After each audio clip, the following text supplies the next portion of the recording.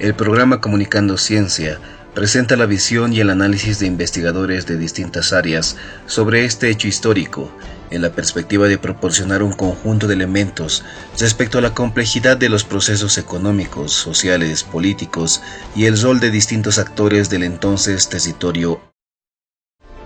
El contenido narrativo del programa describe a la Bolivia colonial, el periodo de las luchas independentistas, la situación de la economía en los distintos periodos, los hitos en la historia y la economía, el tránsito de república a Estado plurinacional.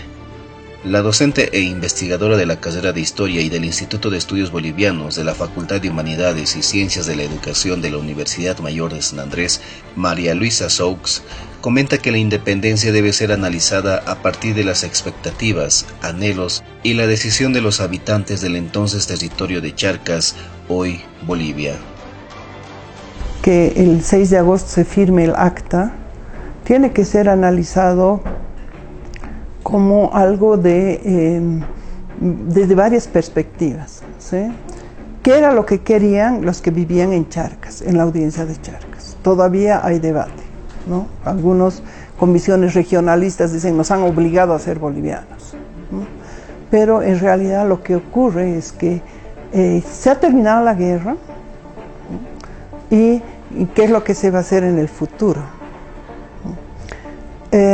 Y llega Sucre, bueno, por orden de Bolívar, sube Sucre y declara el decreto del 9 de febrero, donde responde, digamos, a los intereses de los que vivían en Charcas, en la audiencia de Charcas, ¿no? O alto peruanos. Y dice, se van a reunir y ustedes van a decidir, ¿no? Más allá yo no voy a intervenir ni nada, ustedes van a decidir. Y entonces cuando se decide ser independientes, se decide ser independientes no solamente de España, sino también de Buenos Aires y de Lima, que eran las otras opciones, ¿no? Y entonces eso es lo que marca nuestra decisión. Y desde mi punto de vista es muy, muy interesante y muy importante de analizar que se debaten tres temas, ¿no? El sistema político, que inmediatamente se define como una república, la participación de los delegados, ¿no? Que son delegados de la nación y no son delegados de La Paz, de Cochabamba, esto ya en 1826 definen, y el tercero que de principio se define que va a ser una república representativa y además unitaria, porque en los otros lugares de América Latina va a haber guerras muy fuertes entre los que quieren el unitarismo y el federalismo, y aquí en Bolivia no, sino unos 40 años después recién se va a debatir el federalismo. Entonces Bolivia nace bastante estructurada, ¿no?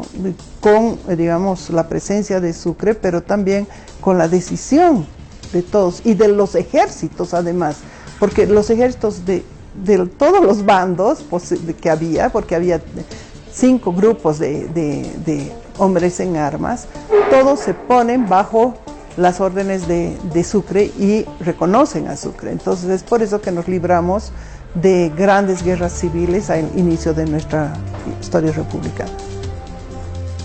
Napoleón Pacheco, profesor de la carrera de Economía de la Universidad Mayor de San Andrés, autor de varios artículos y libros, así como proyectos sobre el bicentenario de la independencia, describe la situación de la economía boliviana antes de la independencia. La economía boliviana, o lo que iba a ser la economía boliviana, atravesó tuvo varios problemas. Me explico.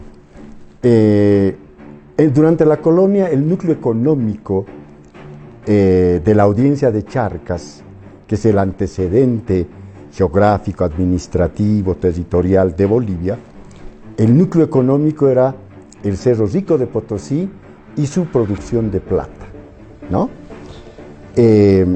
Pero el auge de la producción de plata había acabado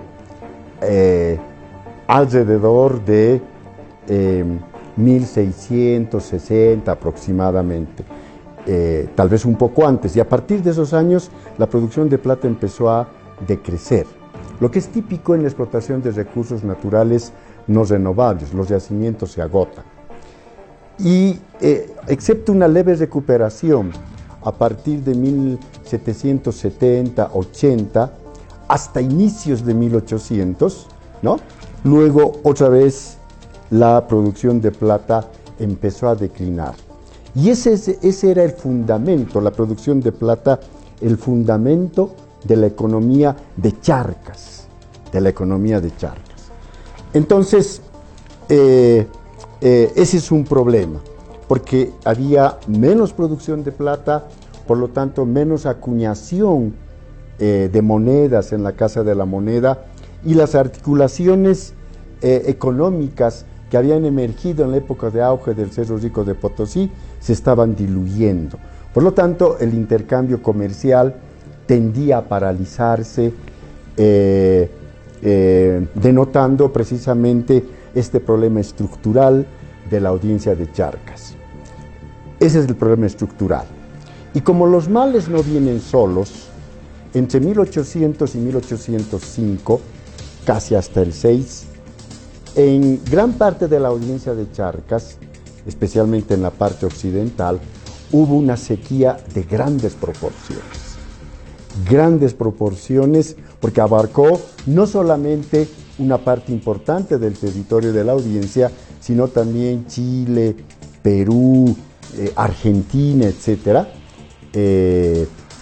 Una sequía que obviamente tuvo un enorme impacto sobre Charcas y concretamente sobre la economía boliviana. El impacto económico de la Guerra de la Independencia fue considerable, dice Pacheco, al referirse a la destrucción de las fuerzas productivas en los tiempos del nacimiento de Bolivia. Y el impacto económico de la Guerra de la Independencia fue grande, porque tanto las tropas realistas como las tropas patriotas, donde iban, cuando ocupaban, por ejemplo, ciudades, se apropiaban de la riqueza de esas ciudades. Monedas de plata, vajilla de plata, etc. Y en el trayecto, ambos ejércitos, ¿no? Ocupaban haciendas. Entonces confiscaban ganado, se llevaban siembras, y para que el ejército enemigo, al pasar por ahí, no aproveche, quemaban la hacienda. Tomaban una mina o llegaban a una mina, sacaban toda la plata que podían, y para que el enemigo no aprovechase los recursos de la plata, inundaban la mina. De modo que la destrucción material sobre las fuentes productivas fue enorme, ¿no? Sobre las fuentes productivas. Y en ese ámbito nace Bolivia. Según este investigador, Bolivia nace con una base económica muy endeble y frágil. Y así se constituyó Bolivia, pero con una base económica muy endeble, ¿no? Con un territorio formal, porque nunca el territorio con el que nace Bolivia sobre el territorio de la audiencia de Charcas fue real, ¿no es cierto? Es decir, el Estado boliviano débil que se constituye en 1825 no tenía capacidad para sentar presencia en 2 hipotéticos millones de kilómetros cuadrados de territorio, ¿no? Esa fue una ficción realmente, que Bolivia nació con 2 millones de kilómetros cuadrados. Hay condiciones geográficas, la mayoría de la población y las principales ciudades están en las tierras altas, ¿no? En las tierras altas. Luego tenemos los valles y la zona de los llanos, prácticamente casi sin habitantes, ¿no? Y las tierras altas están lejos del mar, no están sobre el mar. Por lo tanto, nacimos, ¿no es cierto?, sin un puerto propio realmente. Durante la colonia, el puerto que utilizaba la audiencia de Charcas era el puerto de Arica, que era el puerto, digamos, más cercano al altiplano y con mejores condiciones para el comercio. Pero Arica era del Perú. Entonces, varios presidentes intentaron fortalecer en territorio boliviano el puerto de Cobija, ¿no? Como solución para reemplazar al puerto de Arica. Pero todos los esfuerzos que se hicieron resultaron vanos, de modo que siempre acabábamos dependiendo del puerto de Arica.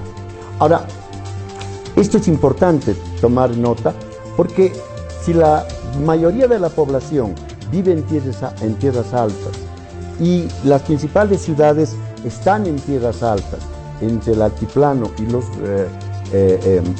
los valles, el comercio de Bolivia fue muy difícil. El comercio de exportación, por ejemplo, ¿no? Imagínense un cargamento de plata que había que exportar, ¿no? Tenía que transitar el altiplano, subir la cordillera occidental, llegar hasta 4.000, 5.000 metros y luego bajar, ¿no? Hasta el nivel del mar. La carga de importación tenía que seguir la misma ruta, subir la cordillera occidental hasta la punta, digamos, y luego bajar para llegar al altiplano o los valles y llegar a la ciudad donde debían descargar productos, etc. Eso implicaba fletes de transporte enormes, ¿no? Lo que se constituyó obviamente en un obstáculo para el comercio. Y si la minería estaba prácticamente en una fase de declinación definitiva, la economía boliviana en los primeros 20, 30 años, 40 inclusive de vida independiente, era una economía estancada, ¿no? Casi en crisis. Esa fue la situación. María Luisa Saux, con maestría en la Universidad de la Rábida, España, y doctorado en la Universidad Nacional de San Marcos de Perú, comenta que la independencia de Bolivia surge después de un largo proceso de crisis del sistema colonial, caracterizado por sublevaciones e insurrecciones indígenas. La esclavitud no tiene historia y nuestra historia empieza cuando nos independizamos, pero eso ya ha sido superado y al otro extremo está la posición que se tiene hoy día, que dice que en realidad hasta el 2006 hemos seguido viviendo en un sistema colonial, ¿no? Lo neocolonial, etcétera, y que lo que toca es descolonizarnos. ¿Qué nos muestran los documentos desde una historia más objetiva, si se quiere? Porque nunca vamos a terminar de ser objetivos, siempre vamos a estar cruzados por elementos subjetivos. Es que se da un largo proceso de crisis del sistema colonial a partir de inicios del siglo XVIII, más o menos, cuando cambia la dinastía en España, y eso va a dar lugar a primero un proceso de sublevaciones o la insurrección indígena de 1780 al 82, y posteriormente, ya desde 1809 hasta 1825, en un largo proceso que va a contemplar una guerra, pero al mismo tiempo cambios políticos internos, cambios políticos a nivel global, que van a llevar a que Bolivia se constituya en una república unitaria y en una república de carácter moderno. Entonces, si bien se van a mantener elementos de la época colonial en el siglo XIX, inclusive en parte del siglo XX, como formas de dominación, como formas de explotación que van a subsistir, o una ciudadanía restringida, ¿no? Sí va a haber cambios porque, en primer lugar, las decisiones se las va a tomar de forma interna, ya no tomando en cuenta que hubiera un rey fuera del país, ¿no? Entonces, depende desde qué perspectiva se ve, ¿no? Se analiza, puede haber cambios, pero también permanencias. Ana María Lema, historiadora formada en Francia en los niveles de pregrado, maestría y doctorado, y profesora en la carrera de Historia de la UMSA, coincide al afirmar que Bolivia nace porque se agota el modelo colonial debido a los problemas entre las monarquías de Francia y España, sobre todo con la designación de José Bonaparte como rey de España, que era hermano del emperador francés Napoleón Bonaparte, después de echar del poder a Fernando VII, lo que origina conflictos que derivan en sublevaciones. Bolivia nace no porque era de moda crear nuevas naciones independientes, sino que lo que podríamos llamar como el modelo colonial se agota, ¿no? Después de casi 3 siglos, después de la llegada de los españoles a nuestro territorio, sea por el Pacífico, sea por el Atlántico, que es un tema que no se conoce tanto, la entrada española por el Río de la Plata, hasta fines del siglo XVIII, pues no, ya hay una crisis del sistema, ya la población indígena, por ejemplo, ya se rehúsa a ir a la mitad de Potosí, se le hace cuesta arriba pagar el tributo sobre sus tierras. Los únicos que han pagado impuestos durante el periodo colonial han sido los indígenas, los únicos, nadie más. Los comerciantes, sí, pero es a fines del siglo XVIII, con diversos impuestos sobre productos específicos, ¿no? Y lo que pasa es que finalmente las colonias americanas de España son la caja de resonancia de la crisis que existe en Europa. La investigadora Soukes narra el periodo de luchas independentistas, durante el cual la idea común fue la independencia absoluta. Al principio no se estaba pensando en una independencia, sino en mayor autonomía. No se iba contra el rey, sino se iba contra el mal gobierno, ¿no? Ese dicho, vive el rey, muere el mal gobierno, era real. Poco a poco, conforme sucedieron varios hechos también en España, también en la metrópoli, poco a poco se fue decantando en toda América Latina la idea de la independencia absoluta, es decir, formar repúblicas. En algunos casos se debatió mucho la posibilidad de poner una nueva monarquía, inclusive el proyecto de una monarquía incaica, que no resultó. Aquí en Bolivia no hubo ese debate porque aquí la guerra duró mucho más tiempo, ¿no? Entonces en medio de la guerra nadie debatía. Pero al final se decantó en toda América Latina la idea de formar repúblicas y de independizarse totalmente de la metrópoli de España. Sírvanse decir si están de acuerdo o no con la anexión a las Provincias Unidas y al gobierno de Buenos Aires. No. La siguiente consulta. Si están de acuerdo o no con la anexión al gobierno de Bajo Perú. Sí. Nuevamente. Si están de acuerdo o no con la anexión a Bajo Perú. No. Y por último, si los departamentos de Alto Perú declárense a sí mismos un Estado soberano e independiente. Sí.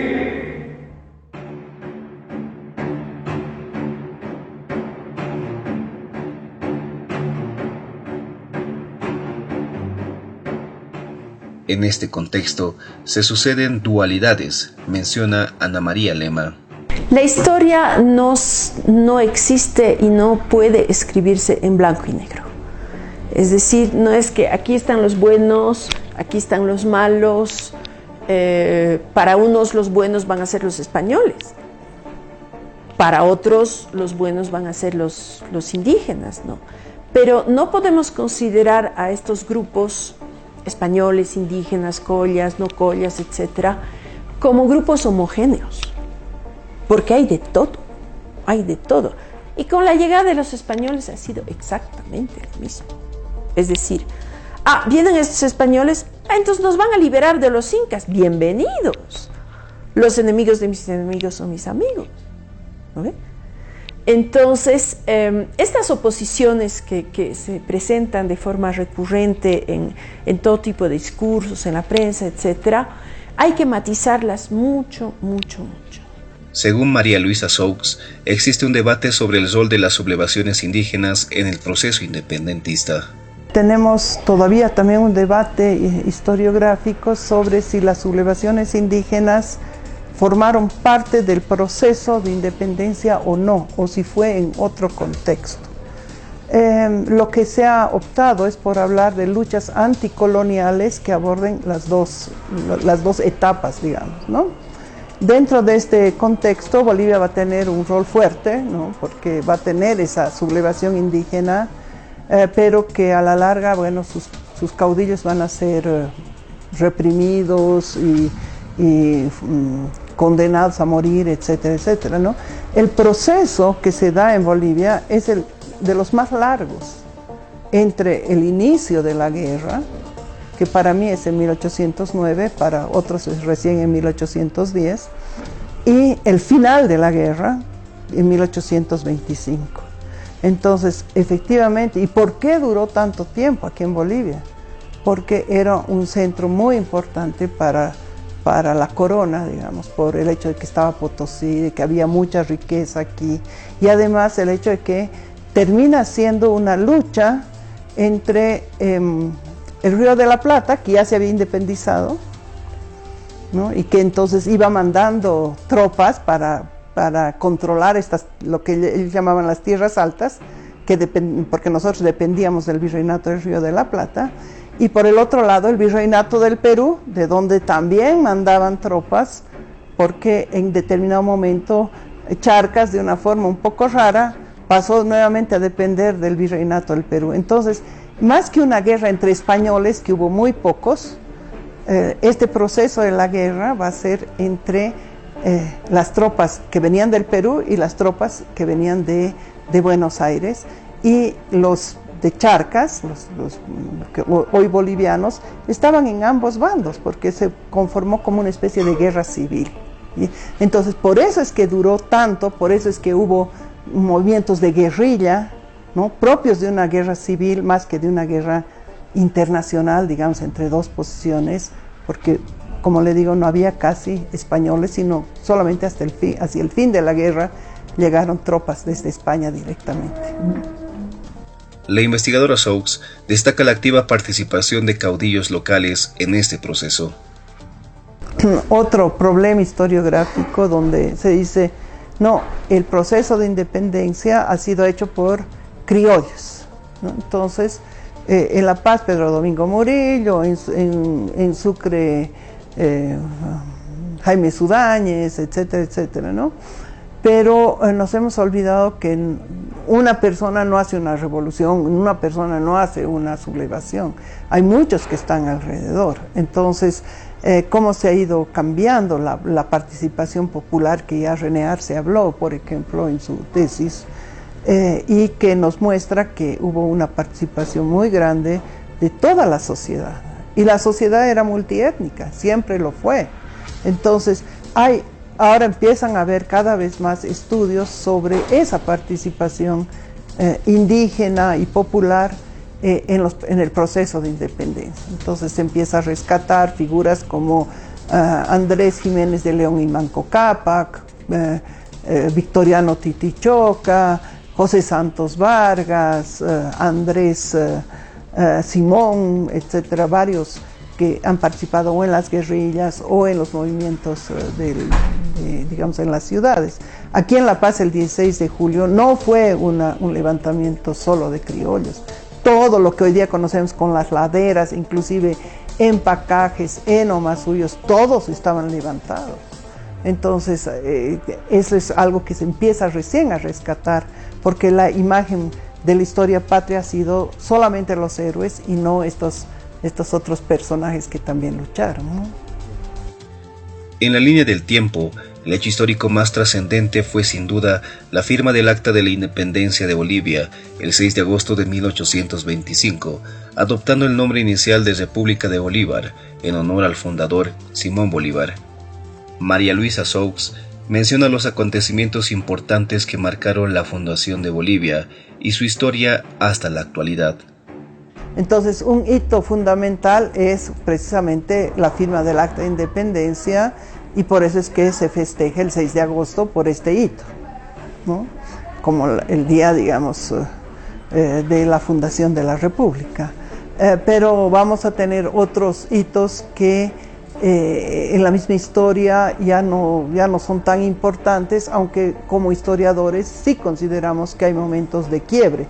Por ejemplo, el traslado de la sede de gobierno a La Paz es un hito porque va a marcar un cambio, ¿no?, como consecuencia de la Guerra Federal en 1899, o la Revolución Nacional de 1952, que hoy día ya, antes era feriado el 9 de abril, hoy día ya no, pero para nosotros historiadores sí es un hito, ¿no?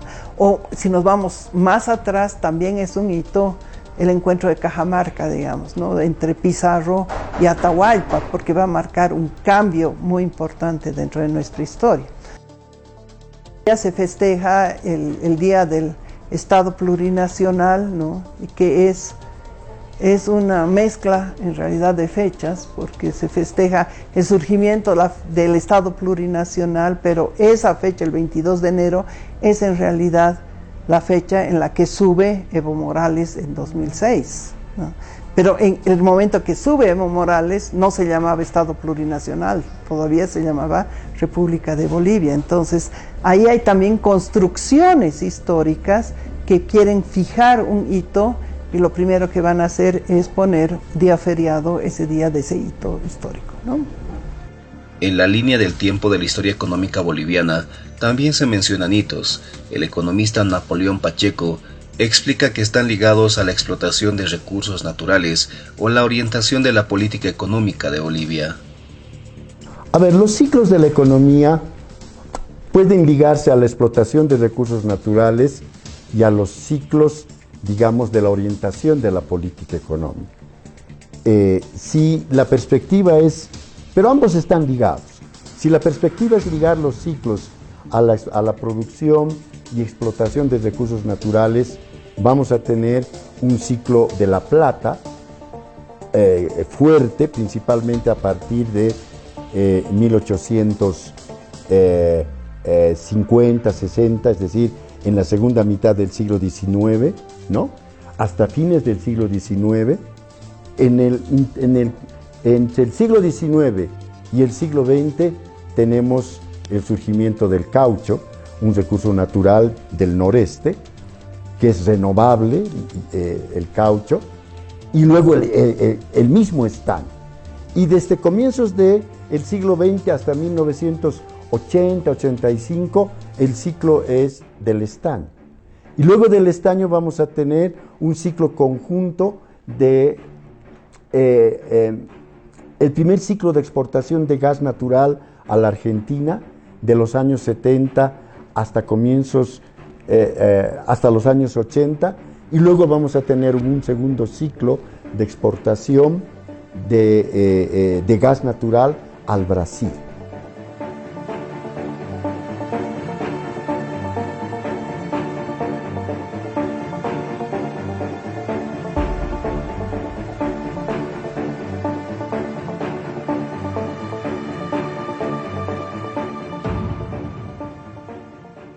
En la segunda parte, Bolivia entre intervencionismo y liberalismo, Bolivia de república a Estado plurinacional.